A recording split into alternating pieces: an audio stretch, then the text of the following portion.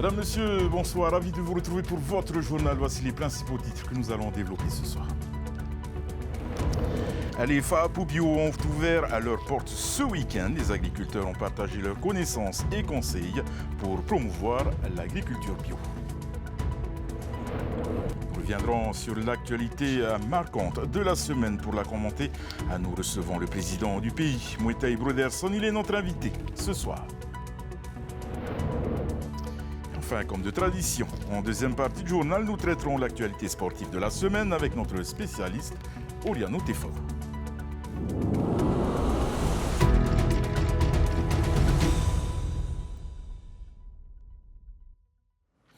Les portes ouvertes des FAP Bio ont ouvert ce week-end cette année. 10 fermes y participent à Trétir et à Taha. À Papeari, les visiteurs sont allés à la rencontre de Jean-Baptiste Tavana et dans son exploitation. Cet agriculteur passionné est certifié bio depuis 2017. Il forme la jeune génération et partage ses connaissances pour mieux cultiver les sols. Thomas Chabrol. Comprendre la terre pour en tirer le meilleur, Jean-Baptiste Tavanae l'a appris de sa grand-mère. Sur cette exploitation de 15 hectares, il travaille des cultures maraîchères et vivrières. Il est certifié bio depuis 2017. Chaque parcelle exige une connaissance pointue de techniques spécifiques, choix des semences, travail de la terre et utilisation de la biodiversité. L'être humain, c'est à lui d'améliorer le sol. Du coup, on va apporter les besoins de la plante, d'où la technique du mélange du fumier composté avec d'autres éléments bio qui va faire en sorte que le sol se retrouve avec les 3 éléments que la plante demande, qui sont l'azote, phosphore, sulfate de potasse. Cet agriculteur n'utilise aucun pesticide. Jean-Baptiste milite pour fournir à la population une alimentation saine. Les journées des FAP ou bio permettent de transmettre au public des savoirs et de donner quelques conseils. Nous, on est à l'échelle familiale, on ne cherche pas l'efficacité. C'est vrai que c'est bien de voir comment les producteurs bio rationalisent un petit peu leur production. Ouais. Depuis 2011, l'association Biofetia accompagne les porteurs de projets qui souhaitent sortir de l'agriculture conventionnelle. À l'origine, le label BioPacifica est le fruit d'un petit groupe d'agriculteurs qui voulaient valoriser leurs méthodes d'exploitation saines et rendre accessible financièrement la certification bio. Alors aujourd'hui, on a dépassé la centaine de dossiers certifiés bio avec notre association. Mais la filière manque encore de structuration. L'idée de coopérative agricole germe dans les esprits de ces professionnels de la terre pour partager du matériel ou encore développer la commercialisation. La formation et l'accessibilité à des terrains est aussi un enjeu pour développer le bio.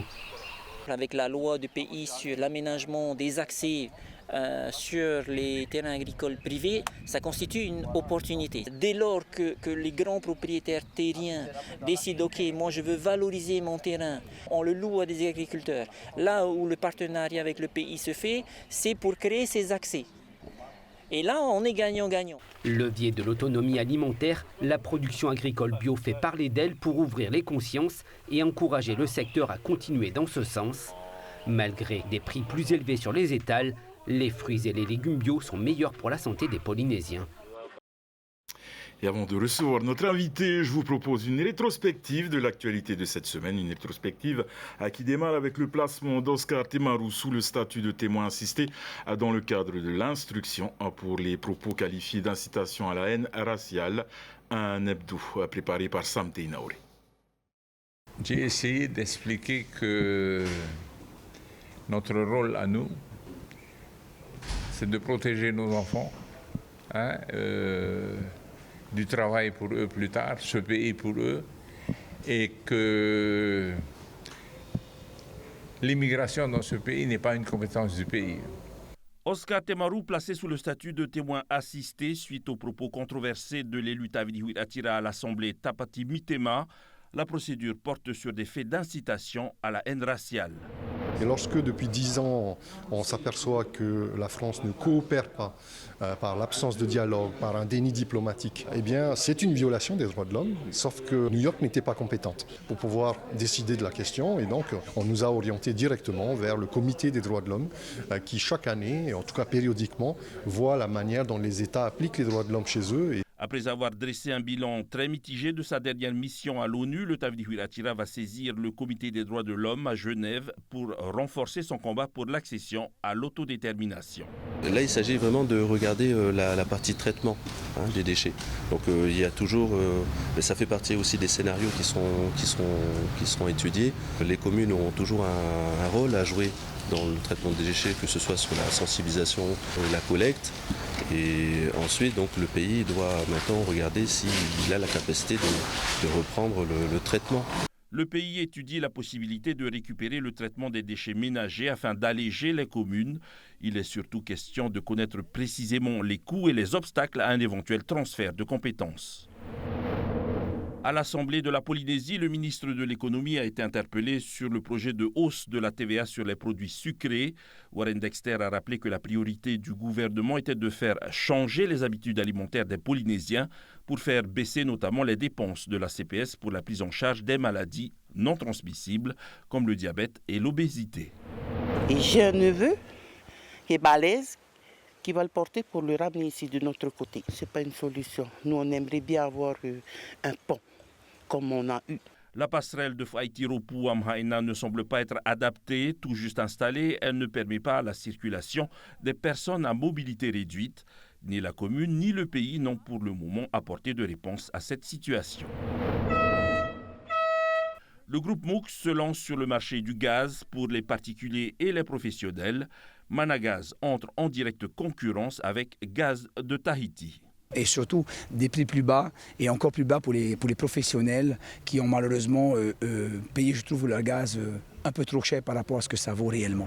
C'est surtout des réglementations qui est mis en place, l'achat de pratiques de bonne conduite justement pour faire comprendre au peuple que malgré cette fédération, un car audio qui n'est pas aimé, mais il y a un règlement strict derrière. Voilà, en premier exemple, sur le règlement, il y a l'alcool et la drogue qui est interdit. La fédération Maohi Car Audio a obtenu une audience auprès du président de la Polynésie avec des idées de sites pour organiser ces rassemblements. En contrepartie, la fédération devra travailler sur une réglementation adaptée aux férus de carbasses et à leur futur voisinage. Faire consommer les produits à nos enfants, circuit court, des produits de meilleure qualité, donc voilà, c'est que bénéfique, quoi, voilà. Papeari a accueilli cette semaine les bénéficiaires des ateliers de transformation agroalimentaire, une opportunité pour développer ces entreprises locales tout en permettant la promotion des produits locaux. Et nous accueillons à présent à Moïtaï Bruderson le président de la Polynésie française, président Yorana. Yorana. Alors, pour démarrer ce tour d'horizon, je vous propose de revenir sur la question de l'autonomie alimentaire. Nous venons de le voir, votre gouvernement mise sur le soutien aux porteurs de projets, mais aussi les projets locaux, et à la promotion de l'agriculture bio. Vous voyez des changements dans le comportement des Polynésiens? Je pense que ces changements viendront avec l'évolution des tarifs. Aujourd'hui, consommer bio, c'est un peu plus cher que finalement consommer pas bio. Il faut qu'on étende le nombre d'agriculteurs bio, le nombre de surfaces cultivées en bio, pour que par économie d'échelle, ces tarifs finalement viennent à baisser. Et il faut ensuite insister continuellement auprès de notre population pour dire que le tarif supplémentaire qu'on paye pour des produits bio, finalement, c'est des dépenses en moins du côté de la santé. Parce que ce sont des produits qui sont bons pour la santé, qui ne contiennent pas de pesticides, donc qui sont meilleurs pour nous. Donc c'est vraiment une priorité du gouvernement. Je crois que la DAG, en coopération avec la Chambre d'agriculture et Pêche Lagonaire, on a vraiment cette passion partagée pour le bio et cet objectif commun qui est d'augmenter progressivement les surfaces bio. Et en ce qui concerne les porteurs de projets locaux, est-ce que vous en avez en ce moment? Oui, il y en a énormément qui veulent se convertir au bio. Alors se posent trois questions. La première, c'est celle du foncier. Il faut avoir un foncier ou alors pouvoir disposer d'un foncier qu'on peut convertir, mais ça prend du temps en bio. Ensuite, il y a la formation. C'est la formation initiale, la formation continue. Les associations sont très actives, mais il faut aussi qu'on intègre ça dans les cursus de formation à l'agriculture. Et puis, il y a la question de la certification. Donc, on a aujourd'hui 2 organismes principaux qui s'occupent de certification bio. On les remercie d'ailleurs de leur action. C'est des passionnés. Concernant la taxation des produits sucrés, vous avez eu un soutien indirect du CIPOF qui représente les entreprises ciblées. Là aussi, vous avez l'impression d'un changement de mentalité? Je pense que tout le monde réalise ce que coûtent à la société polynésienne finalement les maladies qui sont induites par une surconsommation de sucre, donc que ce soit dans les sodas, que ce soit dans d'autres produits. Ça se compte en dizaines de milliards et finalement qui paye cette addition, c'est bien le Polynésien, c'est nous tous au travers des taxes qui viennent ensuite soutenir les budgets de la CPS. Donc voilà, je pense que cette taxe, elle est nécessaire, elle nous permettra de à la fois réorienter les habitudes de consommation. Les industriels vont s'adapter derrière, ils peuvent faire d'autres produits ou alors abaisser les taux de sucre dans les produits existants. Ça, c'est à leurs mains, mais il faut le faire. La lutte contre la vie chère a été une de vos priorités.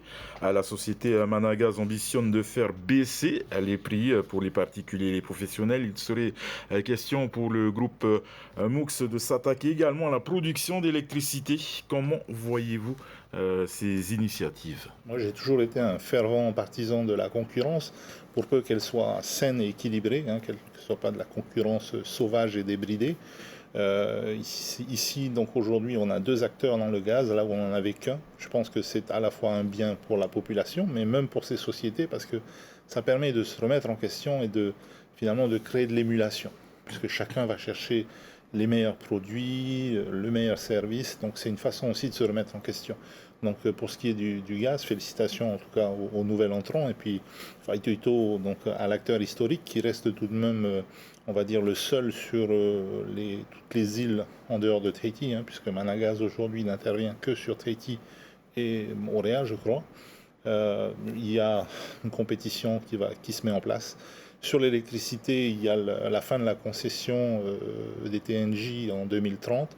C'est un dossier sur lequel notre ministre en charge de l'énergie, Warren Dexter, travaille en ce moment avec ses services, mais aussi avec les acteurs du domaine. Il faut se poser les bonnes questions dans le bon ordre. Autre changement en cours de réflexion, le transfert du traitement des déchets ménagers. La confiance des Tavana, c'était un de vos défis pour votre début de mandature. Ce type d'initiative va dans le sens de travail en commun. Je pense que les Tavana l'ont bien compris, puisque l'immense majorité des 48 Tavana se sont engagés finalement dans cette étude commune qu'on mène avec eux, qu'on mène avec le SPCPF, pour voir dans quelle mesure on peut pratiquement rétrocéder finalement cette compétence du traitement des déchets qui est aujourd'hui exercée par les communes au gouvernement. C'est d'ailleurs une des recommandations, je crois, du rapport du Sénat qui a été rendu il n'y a pas longtemps. Au volet politique, la mission à l'ONU a été un échec selon les cadres du parti. Est-ce que celle programmée à Genève sera plus efficace? Alors écoutez, je crois que la mission se déplace cette semaine. On verra ce qu'il en ressort. La mission à la 4e commission, c'est vrai, n'a pas donné tous les fruits qu'on aurait espéré, notamment la tenue d'une réunion tripartite avec l'ONU, la Polynésie et la France. Mais j'ai bon espoir, puisque j'ai eu l'occasion, après New York, de revenir sur Paris pour des rendez-vous avec les différents ministères. Le dialogue a été entamé avec le ministre des Affaires étrangères. On est en train d'essayer de travailler pour la mise en place de cette réunion lors de la réunion du comité des 24 qui se tient en juin, avant la réunion de la 4e commission en octobre. Vous avez rencontré le ministre des Outre-mer lors de votre mission à Paris. Quels ont été ses engagements pour la Polynésie? Alors, en général, les ministres qui viennent d'arriver font très très peu d'engagement. En revanche, il nous a précisé que selon lui, la baisse qui était envisagée de 35% des crédits sur ces lignes de crédit pour les Outre-mer n'était pas viable, et il allait donc se battre pour que cette coupe de 35% ne se fasse pas. Alors, il y aura forcément une baisse, mais pourvu qu'elle soit limitée. Nous concernant la majorité des sommes qui nous sont dévolues le sont en dehors des crédits du ministère des Outre-mer. Donc il ne faut pas s'inquiéter outre mesure, il faut rester vigilant. Nos parlementaires sont sur le pont et veillent au grain. Une dernière question concernant donc le projet de partenariat avec Google. Où en est-il actuellement? Il avance très très bien. Nous avons d'ailleurs, lors du dernier comité de protection civile, mis en avant ce partenariat, puisque l'une des manifestations concrètes de ce partenariat, c'est pour la protection civile la possibilité de géolocaliser les appels des gens qui sont en difficulté, ce qui est une grande avancée. Je crois qu'on sera certainement la première collectivité outre-mer à mettre ça en place. Maruru Meitei Bruderson, président donc de la Polynésie, pour vos réponses. La direction Lirarumataya sur l'île de Raiatea, plus précisément, où la commune d'Outouroi a procédé cette semaine à une série d'inaugurations et de présentations de projets cofinancés par la commune et le pays pour un montant total de 600 millions de francs. Nous voyons cela avec Aroni Moufat. Première étape de la visite, l'inauguration de la servitude de Punamwe, un soulagement pour plus d'une cinquantaine de familles qui ont enduré plus de 30 ans de difficultés dans l'attente de sa réalisation. Galère, c'était, on ne pourrait pas dire c'était de la boue. C'est plus des nids de poules, c'était des gouffres qu'on avait dans notre chemin. Mon fils Punamwe aujourd'hui, il a 34 ans et le projet est bien avant lui. Aujourd'hui, j'en suis contente. Un projet de 154 millions de francs pacifiques, financé à hauteur de 87 millions par le pays et 67 millions par la commune. Son retard de réalisation est principalement dû à l'inflation des coûts et à la période de la Covid. En effet, ça a un coût, surtout après 2 ans de Covid. Les tarifs ont doublé et c'est ce qui a retardé le premier projet de Punamwe. Lors de cette tournée, plusieurs projets en cours ont été présentés, comme la future centrale électrique hybride qui, une fois achevée, renforcera l'approvisionnement énergétique de la commune. J'aurai 12 340 panneaux solaires, 4 batteries de 5 MW pour une puissance totale de 5 MWh. Ça me permettra d'éteindre la centrale 8 à 10 heures selon le mois par jour. L'aéroport de Lille subit également des rénovations malgré les contraintes liées au trafic aérien. Tout à fait, effectivement. Nous travaillons de nuit exclusivement. Les Evasans sur les îles sont importants et c'est pour ça que nous continuons les Evasans par hélicoptère. Parce qu'une fois que la piste est ouverte et qu'on est en train de travailler dessus, les avions ne peuvent plus se poser. Et tous les travaux se font de nuit. La commune a près de 600 millions de projets d'investissement en cours qui sont cofinancés par le pays via la délégation au développement des communes, la DDC, que je dirige, que je représente aujourd'hui au nom du président. Et le pays contribue à ces 600 millions de projets d'investissement en cours à hauteur de plus de 325 millions en termes de production d'électricité, en termes de voirie, en termes d'eau potable, en termes d'aménagement de parking d'école, d'aménagements divers et variés. Oui, la commune est très engagée dans beaucoup de projets de développement. Enfin, des travaux de voirie, comme la création du rond-point de Tahina, risquent de perturber temporairement la circulation. Les automobilistes sont invités à faire preuve de patience pendant ces aménagements. Et comme chaque dimanche, Oriano Tefo nous a rejoint en plateau pour l'essentiel de l'actualité sportive. Et une actualité riche tout de suite dans votre rubrique.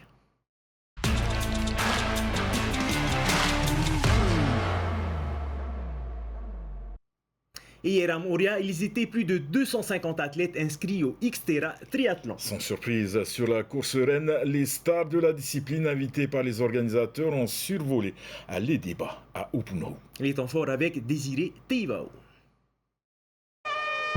1500 mètres de natation, 34 km de VTT et 10 km de trail. Le tout dans les sublimes décors de Opunohu. Rapidement, 2 hommes prennent le contrôle de la course. À l'avant, on retrouve le triple champion du monde de Xterra, Arthur Serrière et Maxime Chanet, 4e des derniers mondiaux. Derrière les 2 fusées, Thomas Lubin est à la lutte pour le podium. Sur le VTT, entre les champs d'ananas, la boue et les passages à gué, Serrière et Chanet confortent leur avance en tête. Pendant que d'autres athlètes entament la deuxième boucle de VTT, les 2 hommes attaquent le trail de 10 km. Au bout de 2 heures et 29 minutes d'efforts très contrôlés, Arthur Serrière et Maxime Chanet franchissent la ligne d'arrivée main dans la main. Notre saison elle est finie. On a montré qu'on était compétitif en faisant une belle course devant, mais on a montré que la Polynésie c'est avant tout du partage des valeurs. Honnêtement, je pense que ce sera Maxime qui sera déclaré vainqueur si on doit déclarer qu'un seul vainqueur. Parce que voilà, j'ai beaucoup gagné ces dernières courses. Ça me fait plaisir de lui offrir son nom sur le palmarès, sur le palmarès de cette course. On fait une belle natation, on essaie de faire un beau premier tour vélo et puis après on fait attention parce qu'on rattrapait quand même du monde et puis voilà, on va partir partager des ponches ce soir, ce sera plus sympa.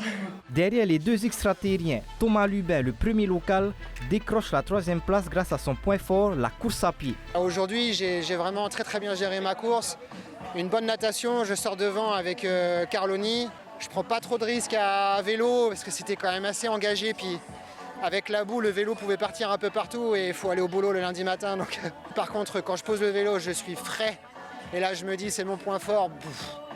J'envoie à fond et je l'ai rattrapé très rapidement, quoi. Chez les féminines, Emma Ducreux, qui découvre l'épreuve thaïsienne cette année, s'impose en un peu plus de 3 heures. Ça s'est super bien déroulé, je nage au contact des garçons, je suis vraiment bien dans les pieds, je bouge pas.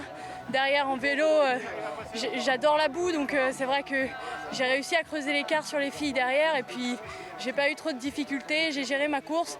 Puis en course à pied, la chaleur est dure ici dans votre île, mais j'ai adoré la course à pied aussi. Invité de marque aussi sur cette édition du Xterra, Laurent Jalabert termine aux portes du top 10 pour son premier triathlon nature. J'ai déjà fait du triathlon, mais jamais un Xterra, jamais avec un VTT à la place d'un vélo de route, jamais avec un trail à la place de la course à pied. Et voilà, j'avais envie de découvrir, juste avec envie de me faire plaisir. Bon, la natation, mis à part que c'est magnifique de nager dans une eau aussi belle, je suis très mauvais nageur. Et ensuite sur le vélo, voilà, j'ai commencé à prendre mes repères et je suis content de mon parcours. Après 17 ans aux commandes de défis sportifs à Tahiti et Moorea, Jean-Michel Monod et l'association VSOP peuvent passer sereinement le flambeau au prochain organisateur du Xterra. Dernière journée de championnat pour les crossmen du Fénois ce matin sur la piste de Veitaroa à Tarawa. Et oui, en effet, Oriano, les dés sont jetés pour les riders. Kyle Helm l'emporte devant Jonathan Lewing chez les élites et le jeune Kaiki Dubois est sacré en MX3. Et devinez qui a pataugé dans la boue pour réaliser ce reportage? La réponse dans ces images. La dernière journée du championnat s'est tenue sous un ciel couvert. Et si la pluie avait déjà quelque peu rendu le terrain glissant, cela n'a pas empêché les riders de se mesurer une dernière fois pour le titre. Ce fut une belle saison, selon le président de la FMPF. En tout cas, quand même beaucoup d'engouement dans la moto. On essaie de motiver aussi les tout petits. On voit qu'en P850, on a quand même 9 enfants qui sont inscrits au championnat, qui ont fait quasiment toute la saison. Et puis plus tu montes en grade, plus tu vois que ça pousse de plus en plus. Les 65-85, mais ils bataillent dur. Le jeune Kahiki avait déjà fait sensation l'an dernier. En MX3 cette année, le contrat a été rempli pour le jeune prodige, soutenu par ses parents. Tous les mercredis et le week-end, on va s'entraîner à la moto. Et le matin, je fais mon sport aussi. Et le soir, je vais courir. Tu as toute une équipe derrière toi qui te soutient? Oui, quand même. Il y a qui? Il y a ma famille, il y a mes tontons et mes parents. Une blessure l'avait privé d'un titre l'an dernier. Kyle Helm est revenu plus fort cette année face à un Jonathan Lewing combatif. Kyle a su s'imposer et remporter le titre dans la catégorie reine, celle des élites. Ça fait 3 ans là que j'ai traversé beaucoup de choses, beaucoup de blessures, beaucoup de malchance. Et là, terminer cette année avec le titre et surtout sans être blessé, ça fait vraiment du bien au moral et surtout au mental. Et ça a été très dur là, ces 3 dernières années. Le championnat est bel et bien terminé, mais pas le motocross. 2 événements sont encore à venir. C'est clair, avec le club RPM, on vient en fait nous en support du club pour pouvoir chronométrer cette compétition d'enduro qui va se passer en montagne sur une piste avec des départs décalés. Et ouais, c'est une première, c'est une repremière pour nous parce qu'on n'avait jamais fait ça. Moi en tout cas personnellement, j'avais jamais fait cette compétition avant et c'est l'idée, c'est de développer la moto du plus qu'on peut. Et puis dans le 23-24 novembre, on a aussi la Pacific Cup où on fait venir des étrangers. Les finales de la 30e édition de la Tapuna Master se sont tenues cet après-midi à Punauia. Kneeboard, drop knee, surf et bodyboard, les riders ont profité de cette belle condition, de très belles conditions tout au long du week-end. Et le résumé des finales avec Désiré Teivao. Miliani Simon et Félix Bourgoin en surf et Touariki Bélé en bodyboard. Tous sont inscrits aujourd'hui pour la première fois leur nom au palmarès de la Tapuna Master. Chez les féminines, Miliani Simon lance parfaitement sa finale grâce à une vague notée 8.50. La surfeuse de 13 ans reste néanmoins sous la menace de Kohai Fierro, Mais en fin de série, Miliani s'assure la victoire avec un dernier score de 5 points pour un total de 13,50. Je suis super contente et je me suis dit qu'il ne faut pas lâcher, que rien n'est joué tant que c'est pas fini. Et il faut que je continue à avoir des bonnes vagues. Chez les messieurs, Félix Bourgoin frôle la note parfaite de 20. Avec un total de 19,44, il prend le meilleur sur Haurua Maïotui. C'était cool de faire une finale avec un copain qu'on se connaît depuis carrément longtemps et on s'entraîne tout le temps ensemble. À chaque fois qu'on vient à ce spot, c'est toujours ensemble et on se pousse les limites. C'est cool d'avoir un copain qui surfe bien pour progresser dans la vie. Et grâce à lui, on se pousse tellement que là on a fini ensemble en finale. Et donc voilà, c'était cool d'avoir eu les bonnes vagues. En bodyboard, Tuariki Bele en rouge et Hakahe Huuti en blanc assurent aussi le spectacle. Mais c'est finalement Tuariki qui l'emporte grâce à un score global de 15,93. Ça fait 4 ans maintenant que je fais cette compétition et j'ai toujours voulu gagner, c'était mon rêve et c'est devenu réalité. Je me suis battu pour ça. Maintenant, la victoire est à nous. Punavia, ça reste ici la coupe. Ici à Punavia, à Tapuna. Je suis fier de moi, fier de nous tous, fier du club. Les surfeurs se retrouveront les 9 et 10 novembre pour la 3e et dernière étape du Tahiti Open Tour. Et le temps d'une semaine, le parc de Paofe a accueilli le 2e Open international de beach tennis à Tahiti. Près de 200 joueurs, dont une vingtaine d'étrangers, y ont participé à un tournoi ouvert à tous, y compris aux non-adhérents de l'association. Et parmi les participants, on comptait quelques anciennes figures du tennis polynésien. Regardez.